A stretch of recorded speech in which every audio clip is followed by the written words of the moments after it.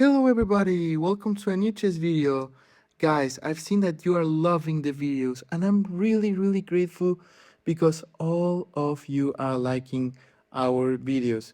Guys, in this video I want you to present you this fantastic gambit which starts with e4 and after d5 it looks like it's an Scandinavian defense. But I want you to teach you about the ballistic missile gambit. And after pawn takes, queen takes, it's a Scandinavian, right? But we're not going to capture the pawn. What we're going to play is this normal move, knight f3, and it looks like we are giving up our pawn because after d takes c4, it looks like our knight is being attacked. But please, before continuing with the video, please, I would like you to subscribe to the channel because guys, I really need this video to reach too many people so you guys can be better at chess. Now guys, he's attacking our knight and we need to defend our knight, right? We need to prevent us from losing a knight, but we're gonna play knight g5 and we're going to attack his e4 pawn. Now, if he plays h6, we're going to capture the pawn and it looks like it's all equal, so he doesn't want to play h6 now, so he's gonna play knight f6 defending his pawn. And guys, here comes the tricks. It looks like we have a losing position because it's really bad for us, but we don't care because we're going to play d3. Yeah guys, we're going to play d3. d3 is attacking his pawn, so it's basically he needs to capture because otherwise he's gonna lose it. We're going to capture bishop takes d3, and look guys, we have two pieces developed. And here comes the tricks guys, here comes the really funny stuff that I want to teach you. Now, it looks like all this position is pretty cool, right? But what happens if he wants to play h6 and kick our knight? Here comes the ballistic missile gambit, guys. And here we're going to play this absolutely nasty move, which is going to capture his pawn and also is going to win the game. We're going to capture knight takes f7. And guys, we're basically attacking his queen and his rook. It's a fork, right? As you can see, it's a fork. If he plays queen d7 or he just protects his queen, we're going to capture the rook. So he's going to capture our knight. And here there's an x-ray on the same file. And we're going to play bishop g6 attacking the king. He needs to capture with the bishop because basically otherwise he's going to lose the queen. So he's going to capture king takes g6. And here we're going to capture queen takes queen. And we're basically a queen up. Now guys, the game is not over. I want you to teach you all the stuff that there's for black because basically we can lose. Why? Because there's a little bit of counterplay for black, so it's important for us to make some moves, make a little bit of theory. And here he's going to play e5. And what he's threatening, guys? He's threatening bishop b4 check. And we're going to capture queen c7, and it looks like all is normal, right? But after this bishop b4 check, we are losing our queen. So we don't want to do that. That's why we capture queen c7. Now, look guys. Now, in this position, as we can see, he's going to develop the knight on c6. And here, it looks like our queen is getting trapped also because after knight c6, we don't have any squares available, right? So, yeah, basically, if we play knight c3, it looks like after knight e8, our queen is getting trapped, guys. And we're basically losing the queen, right? So don't play knight c3. Now, after all these things, we are not going to capture queen c7. Why? Because all that stuff that is happening here. Now, after knight c6, if we capture queen takes c7, is also the same thing. It's the same position, guys. As you can see, we have no squares left. So basically, if we play knight c3, it comes the knight e8 also. So basically, guys, it's the same thing. So be careful with the orders and with all the variation, guys. Now, after knight c6, it looks like we're losing all that thing that we already mentioned. Now, after e5, guys, don't capture the pawn on c7 because it's a blunder. We're going to develop queen d1. Now, after queen d1, it looks like we have a normal position. And look, guys, all our pieces are on the initial position, guys. The rook, the knight, the bishop, our queen, the king, and the other rook are on the initial position. And it looks like it's very passive. But what happens if we play queen d3 check? After queen d3 check, he can play king f7. but we're going to castle here because we want our king to be protected. Why we want our king to be protected? Because we basically want all our game be smooth. Now, after e4, d5, it's a Scandinavian defense, guys, and nobody plays Scandinavians nowadays. You guys can know that everybody plays e5, c5, the Sicilian. I'm playing Scandinavian. It's in really, really rare cases. Now, so how can I play this gambit without playing e4? I'm going to show you the knight f3 variation, which is going to lead to the same variation because now he can play d5 and he can transpose to the same position. And here we're going to play e4.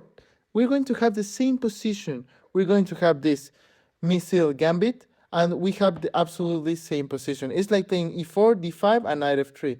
So after playing knight f3, d5, and e4, look guys, it's the same position. So there's no excuses, guys. We can play this position whenever you want. If you play e4 or knight f3. Now, after knight f3, he is going to play, obviously, d5. But what happens if he plays knight f6, which is also an option? Well, guys, it's obviously that there are going to be other variations that we can play to knight f6 are also d5. So knight f6, obviously, they try to play and control the e4 square. So here we're going to play d3, trying to control e4. He's going to play d5, guys, as you can see. And here we're going to play the same thing. After pawn takes, pawn takes. And obviously he's attacking our pawn. But we're not going to do that because we want to be in the same position I've explained before. And we're going to play knight g5. And after pawn takes, bishop takes. And look, guys, it's the same position as you can see, guys. Basically, it's the same position. So even if he plays knight f6, guys, we can have the same position. And after h6, we're going to capture knight takes f7, as you can see, guys. And after bishop g6 check, look, guys, king takes g6, queen takes d8, and the same position, guys. Now, let's move forward. Now, guys, as you can see, knight f3 is obviously one of the best moves that we can play to avoid playing e4, and we also want to play the same gambit. Now, if he plays knight f6, we also have the same thing. Now, what happens if he plays g6, like a King's Indian style? Well, he wants to obviously fianchetto his bishop, and he wants to defend his king as soon as possible. Now, obviously, it's an option, and we're going to play the normal stuff, guys. Now, if you're in the video, please like and subscribe because, guys, I really want this channel and these videos reach out to everyone on this world because I want to chess education for everybody. Now, after bishop g7, we're going to play d4, e4. Now, after e5, guys, we are attacking his knight, right? His knight is being attacked, so he basically needs to do something with his knight. Otherwise, he's going to lose a piece, right? Now, if he castles, obviously, we're going to capture the knight, and it's going to be a free piece for us. So he needs to move his knight, otherwise we're going to capture a knight. Now, after knight d5 is also an option, but there are so many variations that after e5, knight d5 is an option, as I explained, but what he wants to do really is to really try to let white to gain some advantage. So we're going to play that if that happens. Now, what happens after knight f3, knight f6, d3, d5? Now, he's obviously avoiding that. Now, we're going to capture pawn takes pawn, and we're going to play knight g5. And after bishop takes d3, it's the same position as you've seen, guys. However, now there are some interesting things here. Now, what happens if he plays bishop g4, which he attacks our queen? Well, it looks like after bishop e2, we are pretty chill. However, we want to do some interesting things on the position that can move into the game. Now, after queen d2, as you are seeing on the board, guys, pawn takes, bishop d3, and we have basically the same position, guys, because we're also threatening knight takes f7, and after h6, look, guys, we have the absolutely same trick, knight takes f7. Now, after he plays g6 in order to fianchetto his bishop, this is the interesting thing, because we're going to capture knight takes f7, and we don't care, guys. We don't care, because after king takes f7, Now we have the same trick. Bishop g6 check. Now, after bishop g6 check, we're basically capturing another pawn, and also he cannot go king e8 to protect his queen because we're going to capture queen takes d8, guys. And look, this is pretty chill for us because we're basically winning the queen, and it's basically the exact same position, guys. Now, if that is the same thing, however, as you can see, guys, there's a bishop on g4. So basically, the things are a little bit different because obviously, remember the trick I showed you before where we can't capture on c7? Yeah, it's a little bit different. So now, going back into the position. Now, after knight f3, knight f6, e3, d5, and after e4, it looks like after pawn takes pawn is obviously the same position we've been talking about. Now, after knight g5, we are attacking the pawn. Now, he's going to defend the pawn in this case with bishop f5. And it looks like we're lost here because, okay, we lose a pawn for nothing and it looks like everything is sad. But after knight c3, guys, as you can see, we're also trying to capture the e4 pawn. Now, after pawn takes pawn, bishop takes, and pawn takes. As you can see, guys, we have no longer the white square bishop. And after h6, it looks like we need to retreat. So we don't want that, right? So basically, after pawn takes, what we're going to do, guys, is basically change the things. And we want to change the things in order to win the game, guys, right? Because we want to win games. And here we're going to play queen f3. We don't care. We're attacking his bishop, and we're also attacking the pawn on b7, guys. We want to really win the game, and we're also trying to be as aggressive as possible. Now, after bishop c8, it looks logical because he's protecting the pawn on b7. However, we're going to capture bishop takes d3, and we're also having too many threats because we have the f7 pawn being attacked by the knight and also a knight raid with the queen, and also our pieces are more developed. As you can see, guys, the knight, the bishop, the queen, and the knight is also developed, and also the black bishop is also attacking on the squares. Now, what he wants to do, he wants to play e6, bishop c5, and castle. But guys, we need to play aggressive, otherwise the gambit, it will be really, really bad for us. Now, if we want to play aggressive, we need to act like an aggressive player, guys. Imagine playing like Bobby Fischer or Magnus Carlsen. Yeah, we want to be like those players. Now, after e6, he's trying to develop his black square bishop, but here we're going to develop bishop e3 as we don't care. And here, after bishop e7, we're going to long castle, guys. And look at this beautiful x-ray, guys. This beautiful x-ray, and we're threatening bishop b5 check, and we're going to win the queen. Now, what happens if he develops knight d7? Guys, everything in this video are logical moves, right? He's not doing something crazy. We're playing normal moves, and he's also playing normal moves. We're going to play queen h3, and after h6 attacking our knight, here comes the beautiful sacrifice. Knight takes e6. Now, after knight takes e6, guys, look, it's forced because otherwise he's going to lose the queen, as you can see, because we are attacking his queen, and the queen has no other squares. Now, after pawn takes knight, we're going to develop bishop g6 check. And after bishop g6 check, we're going to capture queen takes e6. And look, it's a forced checkmate, guys. It's a forced checkmate because we're threatening the mate on f7. And after he plays knight e5, we're going to capture the queen. So guys, this is basically checkmate. And if he plays queen e8, we're going to capture bishop takes queen, and we're basically a queen up. So basically, guys, look at this beautiful trap. We are literally doing normal moves. We are developing our pieces. We are having the normal castle and all of that. Now, after e4, d5, the Scandinavian defense, guys, it looks all normal, right? Because after pawn takes knight g5, we are having absolutely same position that we're talking all about in this video. Now, instead of knight f6, what happens if you play bishop f5 directly? Well, guys, that's another case, and that's obviously another scenario. But if you can see, guys, we're going to transpose to the same things. And if we play d3, it's going to be the same. And what happens if we play knight c3? Which looks logical, guys, because we're literally attacking the e4 pawn. with both of our knights. Now, we're trying to not play knight c3. Instead, we're going to do d3 in order to have the same orders of the other variations that we were playing.